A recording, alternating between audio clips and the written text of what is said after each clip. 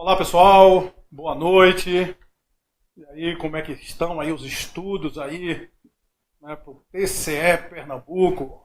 Espero que estejam aí jogando duro, já revisando aí, já nessa reta final. Reta final que ainda falta um bom tempo, né? Que provas aí no meio, segunda quinzena de setembro, né? Então temos aí mais de um mês ainda para chegar aí nos cascos, né? Chegar jogando duro aí nessa prova e ser aprovado aí no TCE Pernambuco. É o que a gente torce, com certeza, né? Vai dar certo. Hoje estou aqui com o grande mestre Sionil, né, que fez aqui o curso, gravou o curso aqui, o curso para o TCE Pernambuco, um curso totalmente focado no CESP, e que ele vai falar um pouco para mim aí o que é que vai cair nessa prova, né? Eu sei que todo mundo aí está querendo saber aí o que é que vai cair nessa prova, e hoje essa meta vai ser para Sionil. Tenho certeza que a prova de Sionil vai ser uma das provas que vai ser mais cobradas aí nesse concurso, né? Pelo próprio edital, pela própria tradição aí, e como o CESP gosta de sempre estar cobrando os pontos do edital, né, que são muitos pontos, então a gente espera aí que tenha bastante itens aí dessa prova de direito administrativo. Então, boa noite, senhor Nil, e fala aí um pouco aí pra gente aí o que é que aguarda esse pessoal aí nessa prova do CESP. O CESP não é brincadeira não, viu, senhor Nil? Só antes aí de falar, o CESP às vezes eu vejo aluno falar assim para mim, poxa, Silvio, eu já estudei tanta contabilidade, chego, pego as provas da FCC, mata pau, faço 80%, 90%, chega no CESP em 50%, porque é uma coisa diferente, né? Então fala aí um pouco pra gente como é direito administrativo lá no CESP. Vamos lá. Antes de tudo, um grande abraço, um grande beijo a todos. Com muita felicidade, mais uma vez convidado aí pelo mestre, grande mestre Silvio, o guru da contabilidade, né? O mestre consegue acertar praticamente quase todas as questões, e recebo como desafio aí analisar questões da ilustríssima banca CESP, realmente uma incógnita, por conta de o edital ser muito vasto, um assunto muito complexo, com temas bem atuais, como o da lei das estatais, lei 13.303, e aqui fui separando ao longo do material. Estou bastante cansado, mas realizado com o curso, né? É uma pegada muito, muito forte. Eu posso me dizer que, enquanto professor, me sinto muito concursando, né? O concursando ele fica 3, 4, 6, 10 horas estudando. E você ficar gravando, a sua responsabilidade é extremamente grande. É extremamente grande. A responsabilidade que você tem com milhões de destinatários aí, né? Na verdade, milhões não, mas com certeza algumas centenas de alunos estudando pelo portal de Silvio Sandi, pelo espaço fiscal. Então a responsabilidade é tamanha. Então eu tenho algumas apostas. Por exemplo, eu fui separando o nosso material por tópicos. Peguei cada um dos ingredientes ali do edital, na parte de direito administrativo, e fui separando em tópicos. O tópico 1, origem, conceitos e fontes, é aquela parte mais intragável do direito administrativo que, por acaso, foi liberada pelo mestre Silvio. Eu nem sabia que estava ao vivo. É a parte mais chata. É aquela que o concursando normalmente pula. Qualquer livro que tenha uma parte muito introdutória, histórica, é muito chata. É muito enfadonha, né? Se gasta muito tempo e muito pouca concretude, muita abstração e pouca concretude, né? Então, dessa parte, a minha aposta é uma questão versando sobre o sistema administrativo. Por quê? Tudo a ver com o Tribunal de Contas. Tudo a ver com o Tribunal de Contas. O sistema administrativo adotado pelo Brasil não é um espelho do sistema francês. Apesar de o nosso direito administrativo ser uma contribuição, ter várias das contribuições advindas do direito francês. O que não veio? O que não veio é a figura do contencioso administrativo. Então, o nosso sistema administrativo ele é inglês, e não de dualidade francês, baseado na figura do contencioso administrativo. Lá no sistema francês, uma decisão administrativa é tão forte, a ponto de ela formar coisa julgada interna e externamente, não podendo ser sindicada, revista, reapreciada pelo Poder Judiciário. No Brasil, uma decisão advinda do TCE de Pernambuco, apesar de lá dentro do TCE formar coisa julgada, administrativa, irreversível na esfera do próprio TCE, ela pode, no Brasil, ser revista pelo Poder Judiciário. Então essa é uma grande aposta. Não existe no Brasil a figura do contencioso administrativo francês, afinal as decisões administrativas podem ser revistas pelo Poder Judiciário, e lembrar que no TCE de Pernambuco se forma coisa julgada administrativa. Há um contencioso, mas não na modalidade francesa. Afinal, essa decisão de colorido quase jurisdicional do TCE pode ser revista pelo Poder Judiciário. Então, no tópico 1, essa é a minha aposta. Para o tópico 2, a parte de princípios da administração, existe um princípio que eu não consigo não ver na prova de vocês, que é o princípio da intranscendência subjetiva. O que isso quer dizer, professor? Traduz esse vernáculo tão feio, né? Intranscendência subjetiva. Vocês conhecem muito isso lá no direito penal. Quem estuda direito penal aprende que a penalidade, a pena, não pode passar da pessoa do apenado. Morre com ela, a não ser a reparação do dano, a dívida de valor, que pode passar para os sucessores e ainda assim até o limite da herança transmitida. Pelo princípio da intranscendência subjetiva, o STF fixou a seguinte orientação. Vamos imaginar que o TCE de Pernambuco tenha eventualmente julgado irregular as contas de um prefeito da municipalidade de Pernambuco. A partir do julgamento da irregularidade, essa municipalidade tem o seu nome escrito em um cadastro. E esse cadastro impede que o município celebre, a partir dali, novos convênios com o Estado. Aí o STF julgou uma ação de um determinado prefeito, de um determinado governador que teve o impedimento da União, e aí eu estou fazendo por simetria, e diz o seguinte: STF, o Estado foi penalizado porque o Estado não pode celebrar convênio. Meu nome está no CADIM federal, meu nome está no cadastro do Estado, sujo. Mas o nome sujo não é meu. O governante, eu sou um novo governante, e o Estado está sendo prejudicado. Então, para o STF, a penalidade ela deve ser restrita ao gestor. Então, quando há mudança de gestor, de governador, de prefeito, essa penalidade não pode impedir a formalização de novos convênios com a União ou com os estados. Então, essa municipalidade, quando dá troca de prefeito, o novo prefeito pode alegar o princípio da intranscendência subjetiva e requerer a formalização de um novo convênio, embora suas contas tenham sido julgadas irregulares, embora a prefeitura ainda contenha o seu nome dentro de uma lista de inadimplentes. Essa é uma grande aposta para o tópico 2. O nosso tópico 3 é a parte de atos administrativos. E aí o mundo é muito grande. O ato administrativo é uma realidade tamanha. Pode cair qualquer coisa e qualquer aposta que eu vá fazer aqui é pequena. A minha aposta é para o atributo da autoexecutoriedade. Em que sentido? A autoexecutoriedade que a gente aprende enquanto característica, né, de um ato administrativo que o diferencia do ato de direito privado. Vejam aqui, né, Silvio Sandy, por exemplo. Silvio Sandy tem um olho verdinho, gente. Verdinho. O irmão dele não tem. Silvio Sandy é um cara bonito demais, gente. O irmão dele é fake dói.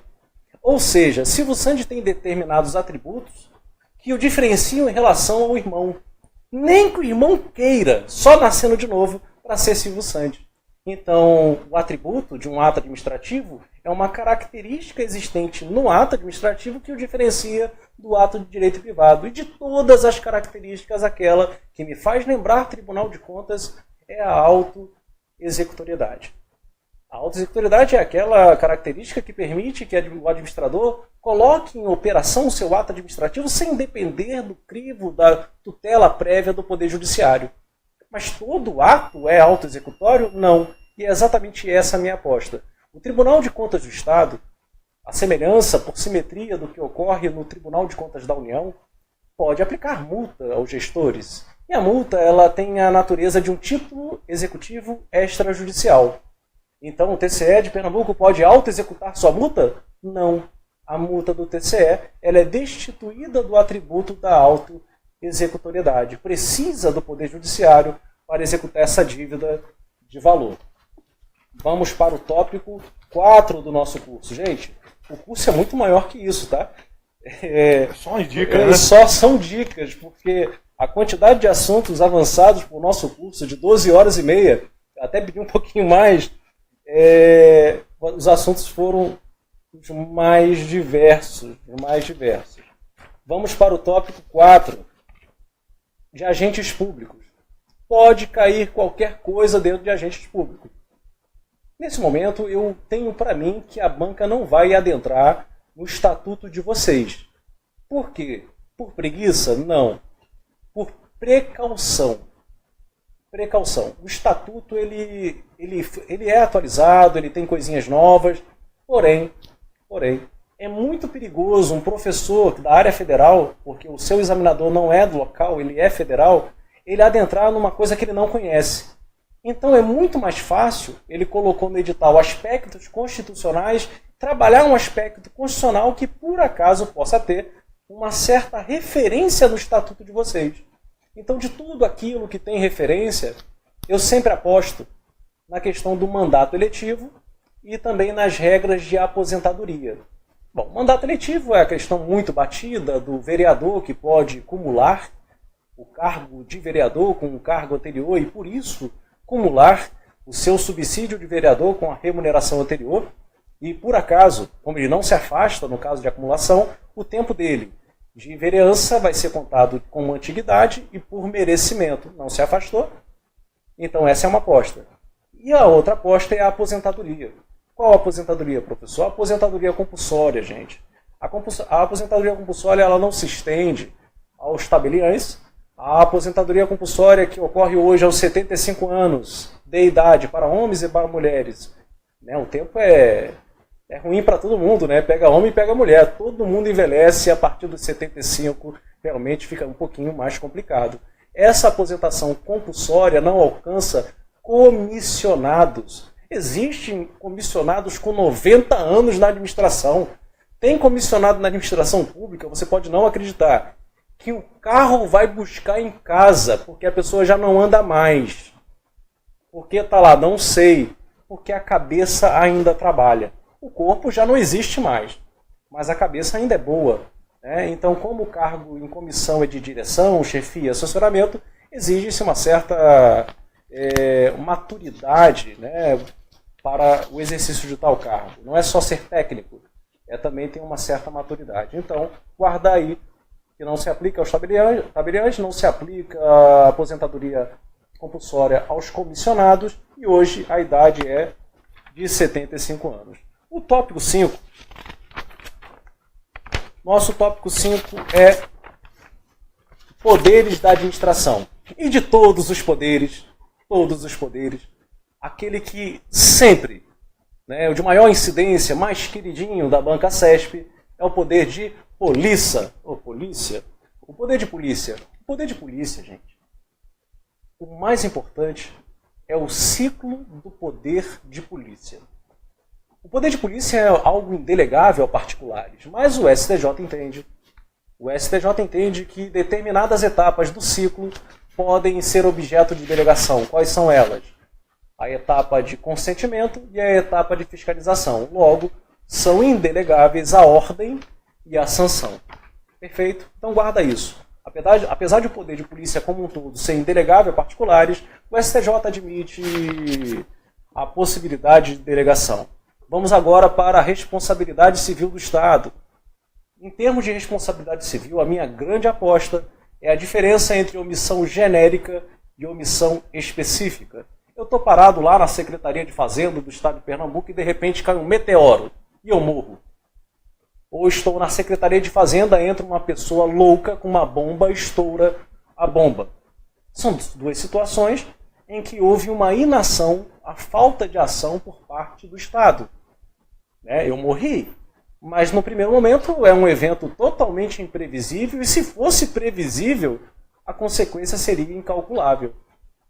Logo, há uma omissão genérica. Mesmo que o Estado atue, não tem jeito, o evento danoso vai ocorrer. E na omissão específica, se o Estado agisse, não ocorreria o evento danoso. Então a diferença na prova é que a omissão genérica gera a responsabilidade subjetiva do Estado e a omissão específica ela é apta a gerar a responsabilidade objetiva. Dá um exemplo, professor. Eu entro no hospital e digo, sou tuberculoso. Entro no hospital tuberculoso, subo no hospital e me instalo no 25º andar. Aí eu começo a tossir. Tosse chata, abro a janela e pulo. Mata a tosse e me mato também. Pergunto, o Estado é responsável? Não. Mas não ocorreu um evento danoso dentro do hospital, professor? Ocorreu, mas não havia uma previsibilidade do evento danoso. Entro no hospital, digo, gente, eu sou suicida. Aí, pessoal, tá de brincadeira, pô. Esse professor de direito administrativo aí, pô, do espaço fiscal. Sou suicida. Tô dizendo que sou suicida, eu puxo um gilete, corto o pulso e começo a esvair sangue. Aí, a pessoa pega e faz o seguinte, leva ele pro 25º andar, não amarra, abre a janela para ele pegar um ar que ele vai melhorar. Porra, me solto no momento que eu acordo, a janela aberta, eu não vou pegar um ar, eu pulo. Pergunta, o Estado é responsável? Sim, porque havia uma previsibilidade do evento danoso. Entendeu? Ah, mas eu morri no presídio. Foi de quê? Ai, foi coração. Estava jogando futebol e morri do coração. O Estado é responsável? Não sei. Havia uma previsibilidade de que eu ia morrer ao jogar futebol? Não sei. Em nenhum momento meu exame disse que eu tinha taquicardia ou problema de coração e eu venha a morrer. Então não havia uma previsibilidade, então eu não sou. O Estado não é responsável. Olha só, cometi um ato muito grave. Muito grave. Por exemplo, estupro. Faz o seguinte, coloca esse cara aí junto com 50 outros na cela. O que acontece? Eu amanheço morto. O Estado é responsável? Sim. Porque existe uma previsibilidade de colocar uma pessoa, um sujeito desse, junto com 50 outros. Vai dar merda. Ele vai morrer. Uma escola pública é a mesma coisa por conta das crianças que são quase que necessárias de um atendimento especial. Então, eventos que ocorrem em hospital, presídio e escolas públicas merecem uma análise sobre o dever específico ou não do Estado agir. E, nesse caso, a responsabilidade pode ser de natureza objetiva, omissão específica. Item 7, serviços públicos. Dentro de serviços públicos, eu quero que vocês só reconheçam quais são as formas de extinção. E das formas de extinção, lembrar que a encampação não se confunde com caducidade. Questão clássica. A encampação é por conta de um interesse público superveniente, não há erro da concessionária, você indeniza ela previamente, conta com uma autorização legislativa prévia, ao passo que na caducidade há um erro da empresa, a caducidade é regularmente, ordinariamente, ato discricionário decorrente de uma inexecução culposa por parte da concessionária. Perfeito? Para o item 8, organização administrativa, a grande aposta é exatamente precedentes do STF. Para quem for fazer o curso, tudo isso foi falado, repisado durante o curso. Mas é sempre importante você ter decisões do STF. É a decisão do STF que fala, por exemplo, sobre a autorização genérica para a criação de uma subsidiária. Quando você quer criar uma entidade matriz, como uma autarquia, uma fundação, uma sociedade de economia mista, você precisa ou de lei específica, quando a pessoa é jurídica de direito público, uma autorização legislativa específica, quando a pessoa é jurídica de direito privado. Específica num caso, como no outro também. Porém, para a criação da entidade filial, subsidiária, o STF entende que a autorização pode estar contida na própria lei criadora, na própria lei autorizativa. E se você acredita em destino, lembrar que na lei das estatais, atualmente, além de a lei autorizativa prever a criação da subsidiária, há necessidade de o Conselho de Administração da estatal aprovar a criação da subsidiária. Então não é suficiente a autorização genérica na lei autorizativa. O Conselho de Administração da estatal vai ter que aprovar a criação de uma nova subsidiária. Perfeito? Próximo item, tópico 9, controle da administração. Não tem jeito, não tem para onde correr. Mudo meu nome. Para um nome que eu gosto muito, por exemplo, pode me chamar de Emerson. Nome que eu tenho gostaria de ser chamado desde criança. Emerson, Otávio. Silvio Santos não, porque é muito bonito. Me chama de Emerson, de Otávio, tal. Gente, súmula vinculante 3. A súmula vinculante 3 vai cair na prova. Não tem como não ser cobrada. A súmula vinculante 3 vai ser cobrada da seguinte forma. A pessoa se aposentou no ano de 2010 pela Secretaria de Fazenda de Pernambuco. O processo ingressa no Tribunal de Contas do Estado de Pernambuco em 2016. Existe a ilegalidade confirmada pelo TCE no ano de 2017. Só que o TCE não confere contraditório e ampla defesa. Agiu corretamente o TCE no ato que nega o registro à aposentação pela ilegalidade de não conferir contraditório e ampla defesa? 2010, 2016 ingressa no TCE, 2017 dá pela ilegalidade. Muitos bons candidatos vão falar que agiu de forma incorreta, devendo conferir contraditório e ampla defesa. Afinal, do ato de aposentação até o momento do registro, já se passaram mais de 5 anos. Ocorre que, para o STF, o prazo para se conferir contraditório e ampla defesa é de 5 anos depois do ingresso no TCE. Então não é 2017, só a partir de 2011 é que a não aprovação do ato de aposentadoria de natureza complexa vai gerar o dever do contraditório e da ampla defesa. Por quê, gente? Porque não é pela inércia do TCE? Quando que entrou o processo? Em 2016. Ele aprovou em quanto tempo? Em 1 ano. Então ele não teve inércia dele. Teve inércia do órgão de controle interno em reunir o processo e submeter a ele. Guarda isso com carinho. E mais uma informação. Lá na Lei Federal de Processo, que foi utilizada por analogia pelo STF para considerar esse prazo de 5 anos, é dito que decai em 5 anos o direito de o administrador anular seus próprios atos perante terceiros de boa-fé. Decai em 5 anos. Na Lei de Processo Administrativo do de Pernambuco, decai em 10 anos. Não vai derrubar um candidato. Vai derrubar todos os bons candidatos. Porque eu seria derrubado. Se eu pego uma questão do TCE Pernambuco, CESP, decai em 5 anos, verdadeiro. Errado. Decai em 10 anos. A lei de processo local de vocês prevê o prazo decadencial de 10 anos. E mais, quando o prejuízo é para o erário, a dívida é passiva do erário, a gente aprende que na esfera federal há uma prescrição quinquenal, 5 anos. E a lei de processo diz? Atende à legislação civil. Ou seja, 3 anos. Então as dívidas passivas do Estado de Pernambuco prescrevem em 5 anos. E o direito de anular um ato por parte do Estado de Pernambuco decai em 10 anos.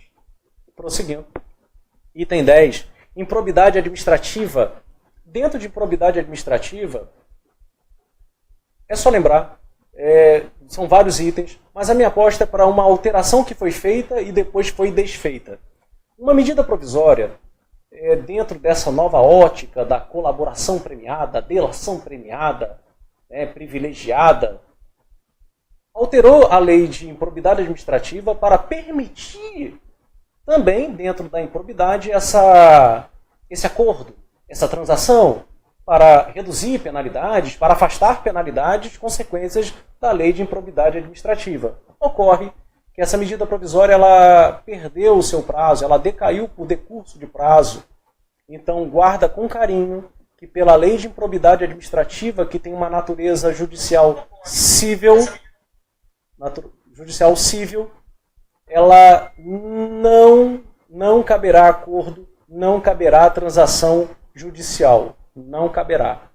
Perfeito? Essa é uma observação. Vamos para o próximo tópico. O tópico 11, licitações e contratos.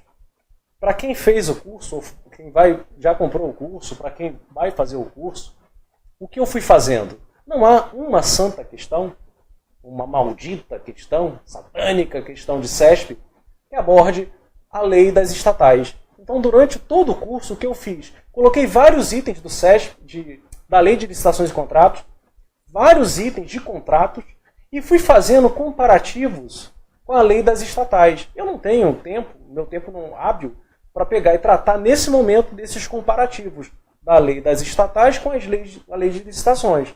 Existem vários itens na lei de licitações, então o que eu recomendo a vocês sempre é a leitura das hipóteses de licitação dispensável, inexigível, né? E na lei das estatais, uma leitura muito superficial, por conta de provavelmente vir um item que vai ser bem simples e bem provavelmente em comparação às normas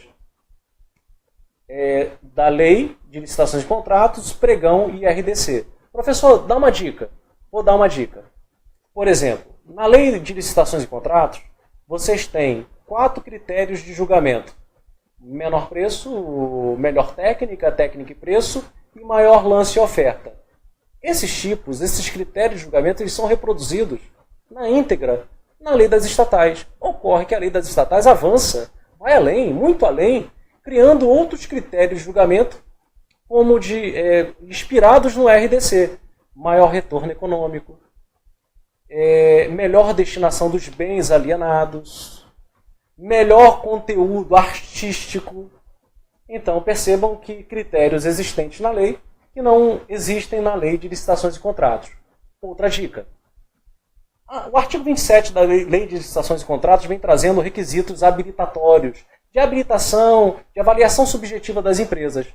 E na lei das estatais, nem todos os ingredientes de habilitação do artigo 27 são reproduzidos na lei das estatais. Por exemplo, você tem qualificação técnica aqui e aqui também. Qualificação econômica aqui e aqui também. Você tem regularidade fiscal e trabalhista exigíveis na lei de licitações, mas não tem na lei das estatais. Então a lei das estatais ela não menciona expressamente estar em dia com fisco ou a regularidade trabalhista. Perfeito?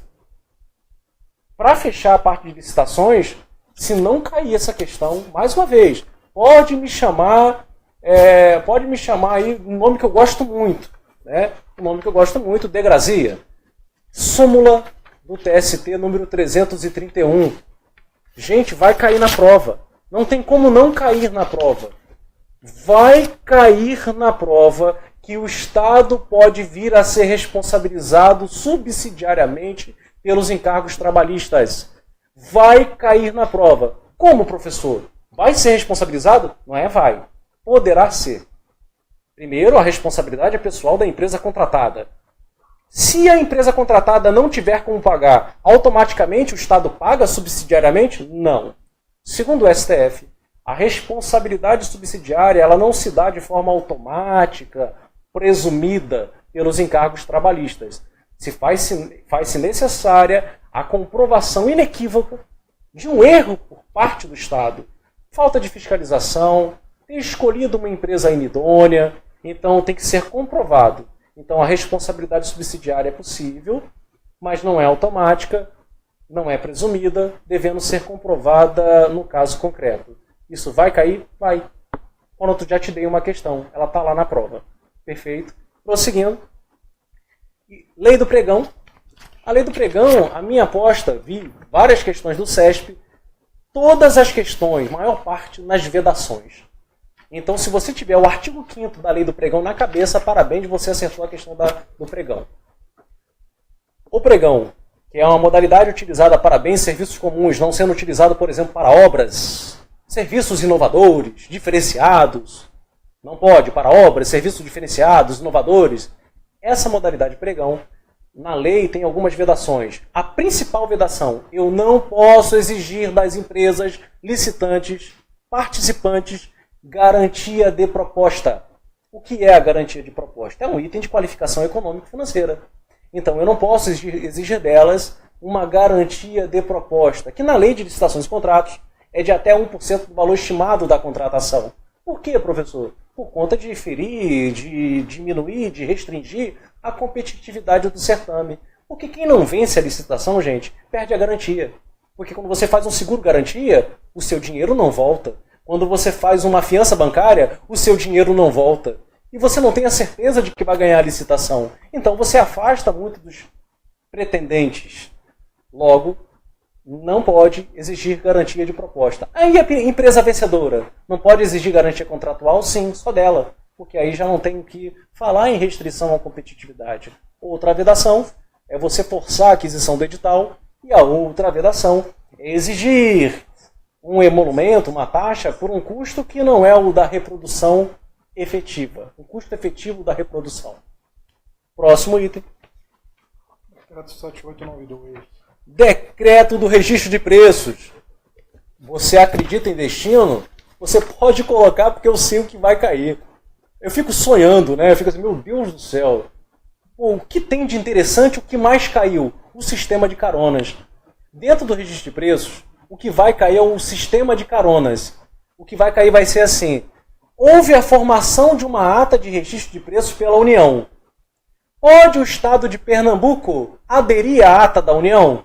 Vocês vão colocar aqui sim. E o inverso é verdadeiro? Não. As entidades federais, elas não podem aderir às atas locais. As entidades locais podem aderir ao registro de preços dos federais.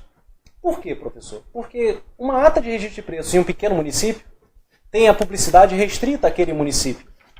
E aí vem a União e vai aderir àquela ata local. Para o TCU, há uma ofensa ao princípio da publicidade, há uma ofensa ao princípio da competitividade, porque aquela publicidade fica restrita àquele município, ao passo que uma ata federal, ela é nacional. Então, o federal não pode na local, mas a local pode na federal. O chamado sistema de caronas. Vai cair? Vai. Uma sentença sobre registro de preço, tratando de sistema de caronas. E uma outra questão que eu sempre vi cair muito, né, uma tendência, é que para o registro de preços, seja pela modalidade de concorrência ou pregão, tratando-se de bens e serviços comuns, você não precisa indicar a dotação orçamentária, porque você ainda não tem uma contratação efetiva. Mas no momento em que você chama o fornecedor para formalizar o contrato, aí você tem que indicar a dotação orçamentária. Então a dotação orçamentária não é necessária no momento inicial do registro de preços, mas quando da futura contratação, da formalização do contrato, é óbvio que você tem que indicar a respectiva dotação orçamentária. De onde sai o dinheiro? Tem crédito disponível para tanto? E o último tópico do nosso curso foi a parte do RDC. E qual é a aposta do RDC?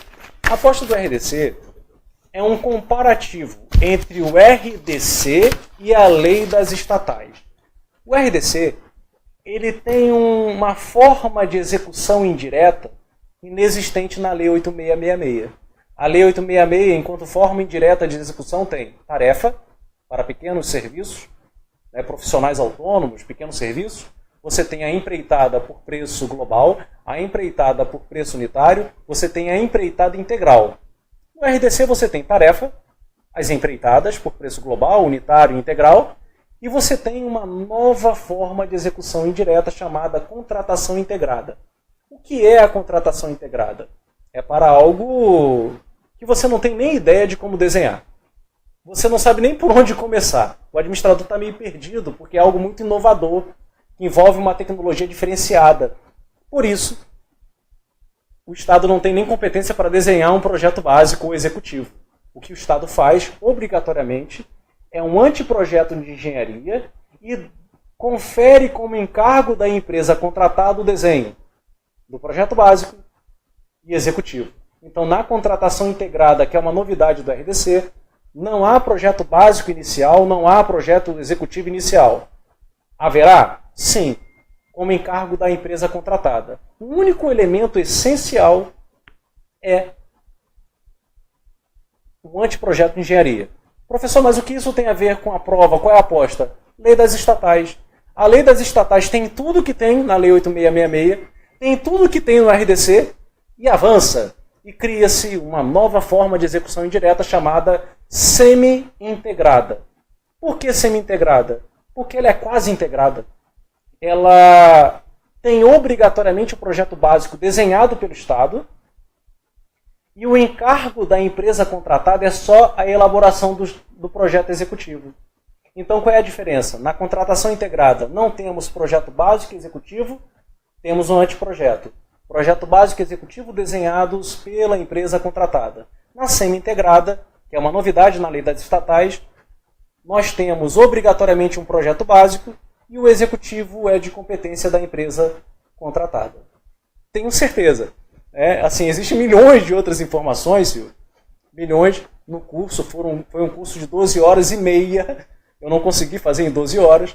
Já percebendo que eu sou um pouquinho prolixo, falo um pouquinho demais. E durante o curso adotei uma estratégia que eu aprendi agora recentemente com um professor, inclusive daqui, que eu gostei muito, tentei empregar no curso de vocês. Fazer uma breve revisão teórica e depois cair em várias sentenças em ordem, numa sequência lógica. Então eu fazia uma revisão teórica e resolvia 5, 6 questões. Uma revisão teórica, 10 questões. Uma revisão teórica, 5, 8 questões. Então acho que ficou muito interessante essa nova formatação do curso. A gente aprende aí também com os grandes mestres.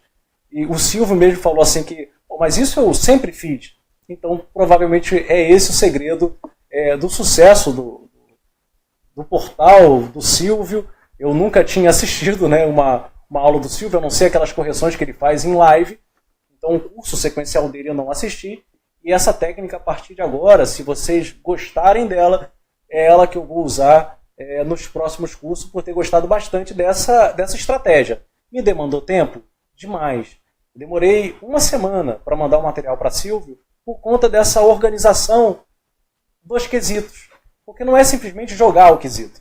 Você demanda um tempo. E agora eu deixo aqui a despedida para Silvio. Algumas perguntas aqui, algumas pessoas, falando aqui. Vamos lá, Primeiro aí o pessoal que entrou aí.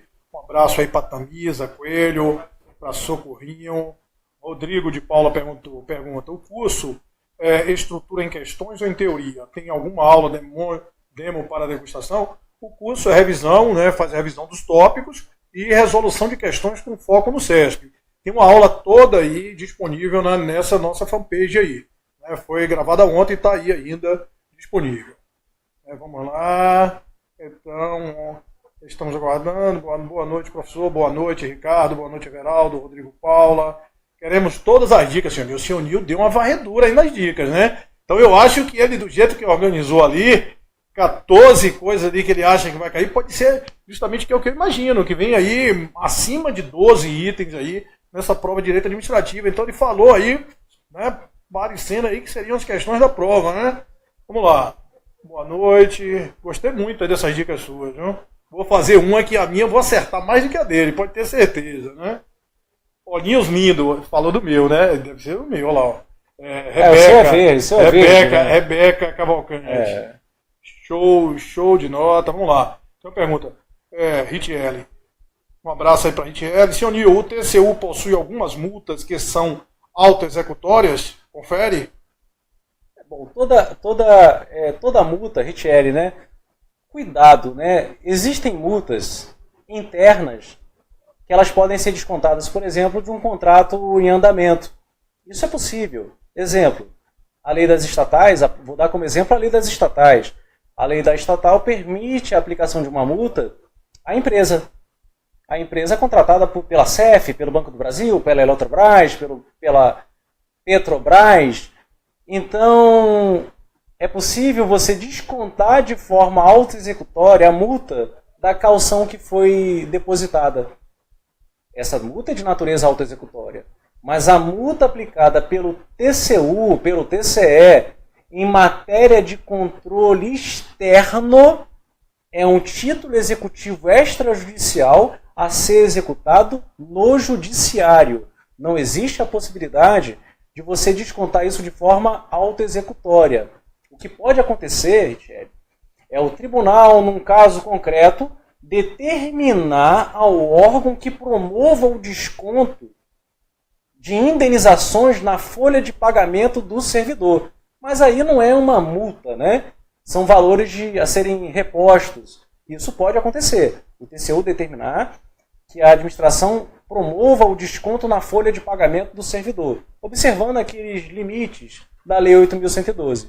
Tirante esses dois casos, eu não conheço nenhuma multa do TCU que tenha natureza autoexecutória. Precisa do trabalho da Advocacia Geral da União, né, não é nem da Procuradoria Jurídica eventualmente existente no TCU ou no TCE, para poder fazer isso. O Ministério Público especializado desses tribunais, eles não têm essa competência, entende o STF. Perfeito? Beleza. Então aqui, né, o pessoal entrou aí, Ingrid, Felipe, Inês, sua aluna, reta final, e estou gostando muito. Que bom, Inês. Aguardando por suas aulas, ansiosa. Que bom. As aulas do Senhor Nil já estão disponíveis hoje, eu acho 2 aulas já estão disponíveis. A que ele gravou hoje vai estar disponível amanhã. Já tem 2 aulas de Senhor Nil, 2 aulas já no site aí, e as outras 4, possivelmente amanhã já estarão todas disponibilizadas. O curso reta final da gente, né, foi um curso, claro, reta final todo pós-edital, e a gente até o dia 20 aí a gente conclui todo o curso, né, para que tenha aí um mês de sobra aí para você focar aí no que você tiver ainda, né, sem tanta segurança. Vamos lá. Senhor Nil, chutaria quantas questões de idade? Vamos lá, eu não sou muito bom para chutar as coisas, mas eu tenho certeza, mais ou menos, acima de 20 itens. Não tem como ser menos de 20 itens. Por quê? A sua banca ela tem uma peculiaridade em relação às demais bancas examinadoras. O CESP ele avança por todos os itens do edital. Então, haverá uma questão de origem, haverá uma questão de princípios, haverá uma questão de atos, poderes, responsabilidade, lei das estatais, RDC, sistema de registro de preços. A banca avança simplesmente por todo o edital. Ela não concentra em licitações e contratos. Algo do tipo, e professor, só vai cair licitações e contratos. Não, gente. O CESP ele não faz isso exatamente para conferir maior isonomia ao certame. Porque se concentra tudo em licitações e contratos, aquela pessoa que conhece muitas licitações e contratos e não conhece outros temas, sairia na frente. Então, como ele distribui por todo o edital, por exemplo, 20 a 22 itens de direito administrativo, isso facilita bastante para quem estuda tudo, né? Quem sabe praticamente tudo. Essa é a ideia do CESP. Então, e aí com relação ao livro que você pergunta, gente, o livro está no forno, mas é um forno a lenha. Então, forno a lenha, você já viu que demora um pouco mais, mas sai algo com bastante qualidade. Já comeu pizza a lenha? Meu Deus do céu, uma delícia. Então, aguarda aí, o forno é a lenha, demora, mas vai sair algo com bastante qualidade para vocês. Olá, Everaldo, vou fazer TCU. Vai ter um curso teórico, Silvio? Curso teórico de contabilidade para o TCU, sim, já está lá, nós estamos na aula 20 alguma coisa, demos uma paradinha, e aí agora eu vou gravar a parte toda de custos, de análise de balanço para o TCU. Curso completo de contabilidade com foco total aí na banca CESP, Everaldo. Está aí no site, sim. O TCE pode julgar contas de gestão do prefeito? Pois teve súmula recente na lei orgânica diz que pode. É uma matéria de controle externo, mas eu tenho uma certa aptidão para responder por conta de ter trabalhado em um órgão de controle externo.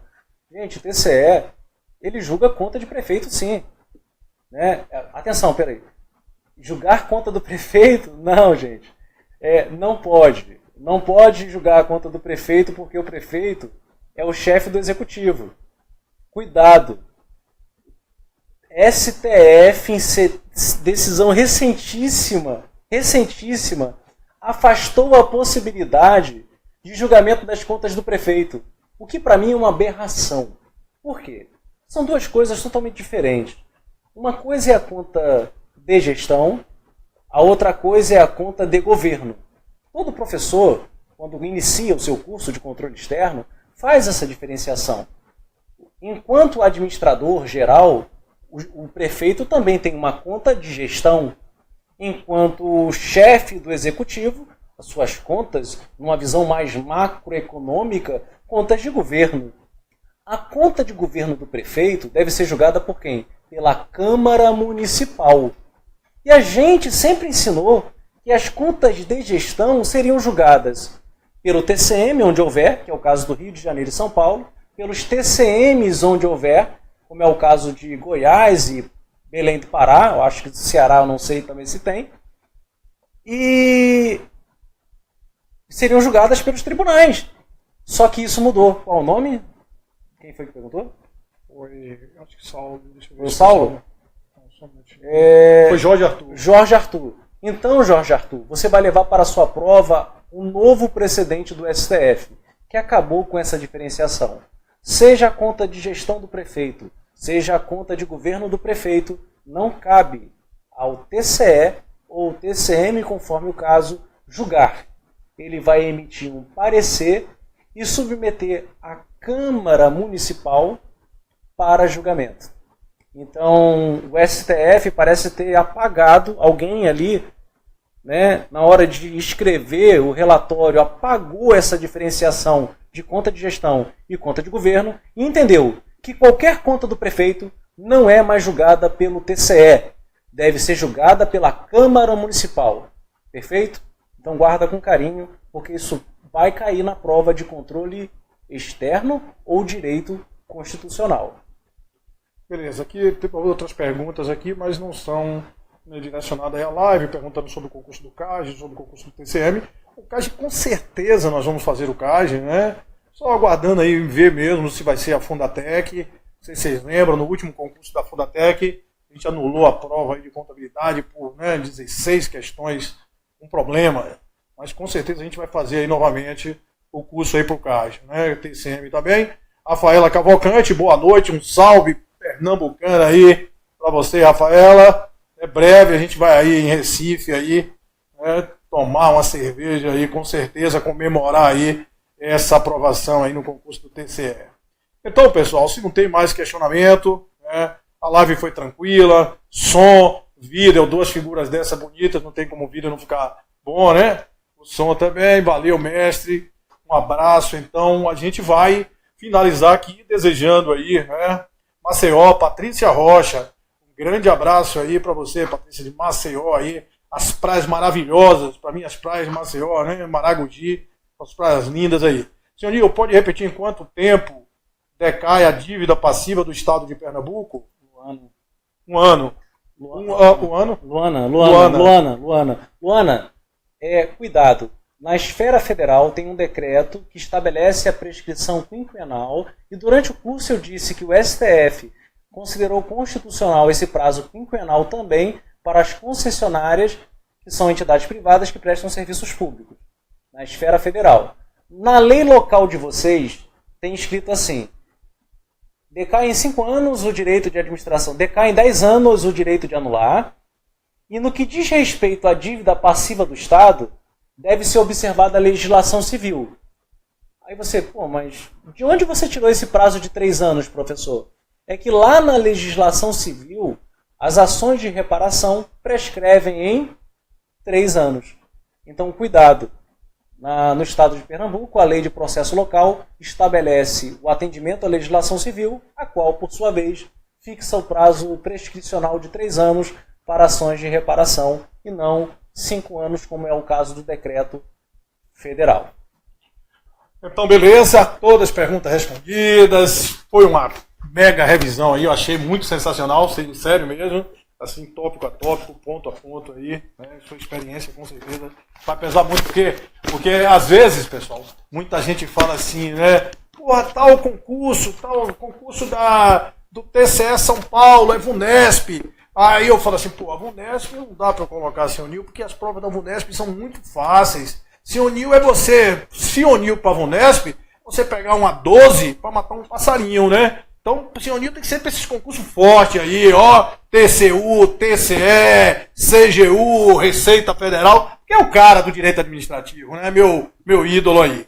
Então, por isso, nesses concursos pesados mesmo, a gente está sempre aí com o Senhor Nil. Agora, quando tem esses concursos menores, né, a gente não deixa ele para uma outra oportunidade. Beleza, pessoal? Então, agradeço aí a Senhor Nil, não só pelo curso, mas quanto pela live. E com certeza vai ajudar muito aí o pessoal nesse concurso do TCE Pernambuco. Vou finalizar aí, dá boa noite aí pro pessoal aí. Mais uma vez, eu muito cansado, mas realmente realizado com todo o curso. O Silvio é um nosso amigo. Silvio, assim, a consideração realmente é algo que a gente não tem preço, né? Gratidão, é o que eu falo sempre com vocês. Gratidão. E eu retribuo essa gratidão dele de que forma? Tentando dar a vocês um curso de excelência, um curso que possa resolver a sua vida. E 12 horas e meia possam economizar aí 5 meses, 6 meses de estudo profundo no direito administrativo. Agradeço a todos, conto muito com vocês aí no curso e mais uma vez agradeço o Silvio publicamente por essa oportunidade, todo o carinho das pessoas daqui de Salvador, né? Até o irmão dele, que é uma pessoa super rabugenta, gosta de mim, né? E eu gosto dele também. Um grande abraço, obrigado por tudo e até um próximo encontro. Boa noite, pessoal.